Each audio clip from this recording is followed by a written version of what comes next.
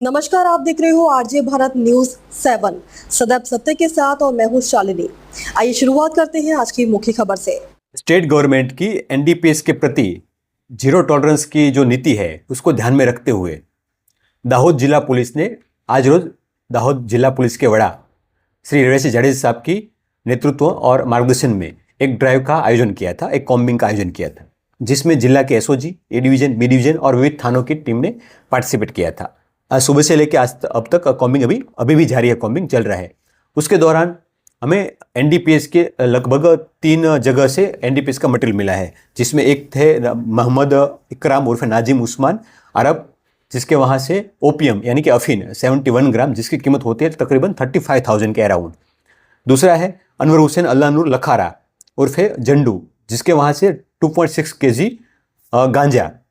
और तीसरा है चेतन महेश वर्मा, जहाँ से 1.1 केजी गांजा मिला है। और तीनों अलग अलग पिया है, उसकी रीडिंग टीम ने इसमें सक्सेसफुली ऑपरेशन किया था और इतना एनडीपीएस का मटेरियल जब्त किया है और उसके खिलाफ अभी प्रक्रिया जारी है। इसके अलावा भी जो गोगो पेपर होते हैं, जिसका लोग मिसयूज़ करके उसको गांजा या किसी एनडीपीएस के सब्सटेंस को उसमें डाल के उसका कस लेने की प्रक्रिया करते हैं, वो भी यस्टरडे गवर्नमेंट ने जाहिरनामा बना के उसको कौन सी जगह पे बेच सकते हैं, कहाँ पे नहीं बेच सकते, उसका क्लेरिफाई किया था और इसका जो भंग करते हैं उसके खिलाफ केस करने की अनुमति दी गई थी। इसके चलते हुए भी दाहोद के ए और बी डिवीजन थाने में तकरीबन 6 जितने केस हुए हैं और उसमें भी 1 लाख से ज़्यादा कीमत के गोगो पेपर है वो पुलिस ने सीज किए हैं। और कुल मिलाकर 2 दिन में 3 एनडीपीएस के केस और 6 जितने गोगो के केस किए हैं। और ये जो प्रोसेस है जीरो टॉलरेंस की, वो आगे भी चलती रहेगी।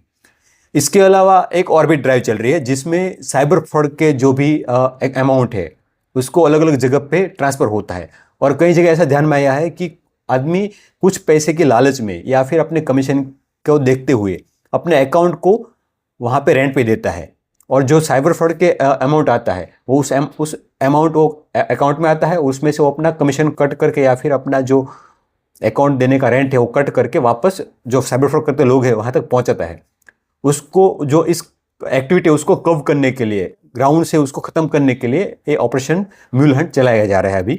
उसमें दाहोद पुलिस ने अब तक 9 जितनी एफआईआर दर्ज की है अलग अलग थाने में, जहाँ पे ये 9 अकाउंट में तकरीबन 32 लाख के अराउंड रुपीज़ थे।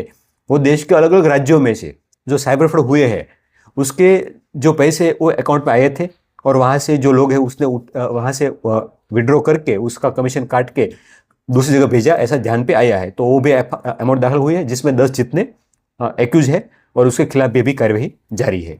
मैं मैसेज ये भी देना चाहूँगा कि साइबर फ्रॉड के जो अपराध हो रहे हैं उसमें कहीं ना कहीं ऐसे अकाउंट लोग का कुछ पैसे के लालच में आके या फिर कुछ मुनाफे के लालच में आके अपने अकाउंट को यूज़ करने के लिए देते हैं।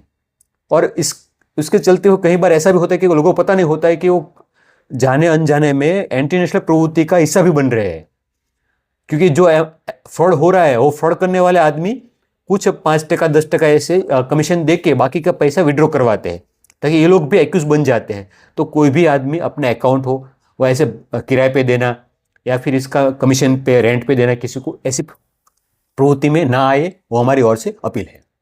खबरों में अब तक के लिए फिलहाल इतना ही। फिर होगी आपसे मुलाकात ऐसी ही कुछ खास खबरों के साथ।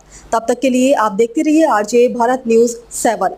अगर आपने हमारे YouTube चैनल को सब्सक्राइब नहीं किया है तो आज ही सब्सक्राइब करें और बेल आइकन को दबाना ना भूलें। साथ ही साथ हमारे फेसबुक पेज को और इंस्टाग्राम पेज को भी फॉलो भी करें, ताकि ऐसे ही खबरें सबसे पहले आप तक पहुंचे। धन्यवाद।